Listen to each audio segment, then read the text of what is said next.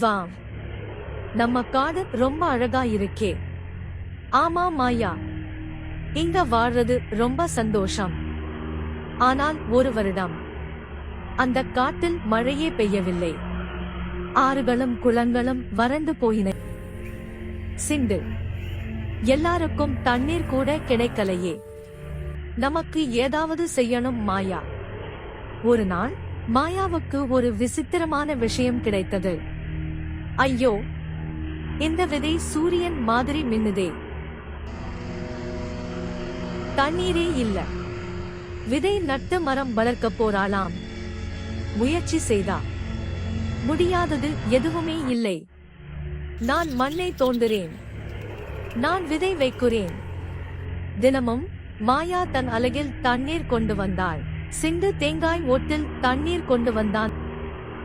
சிண்டு, நம்ம முயற்சி வீணாகாது.